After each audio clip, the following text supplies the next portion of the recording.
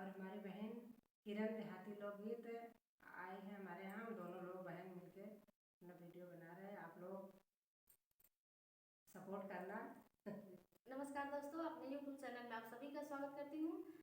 तो सोहर गीत लेकर आए हैं आप लोगों के सामने, सुनिएगा और कमेंट बॉक्स में बताइएगा हमारा गाना कैसा लगा। जय दीना राम का जन्म भाए बदरी बहुत भाए बदरी बहुत भाए हो। जय दीना राम का जन्म भाए बदरी बहुत भाए बदरी बहुत भाए हो। हे बहिनी सोनावा बरसाई दीना राता मोतिया नारी चुआई मोतिया नारी चुआई हो।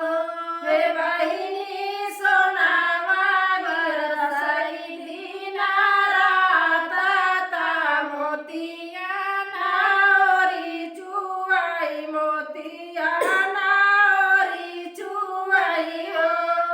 अपने मालिया से सुमित्रा बोलाई रानी कह गई सुना रानी कह गई सुना।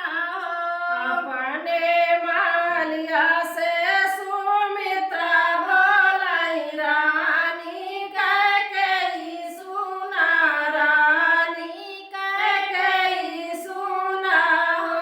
हे रानी चले होई बड़े दरबार जहाँ पे राम जन्म जहाँ पे राम जन्म राम जी का देखा राम जी का देखाई।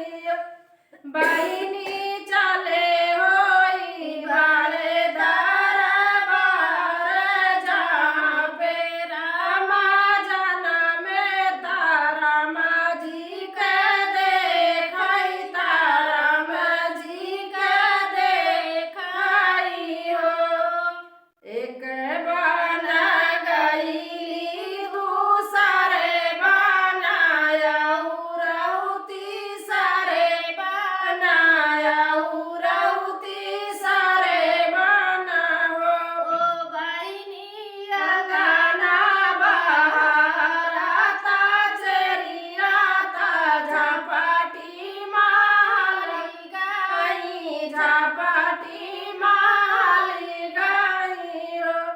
बहिनी गाना बहाराता चरियाता झपाटी माल गई झपाटी माल गई हो। रानी बाटीत बहिनी तोहार घर भजिनी बोलियू घर भजिनी बोलियू हो। रानी आवत बाटी बहिनी तोहार घर भजिनी बोलियू घर भजिनी बोलियू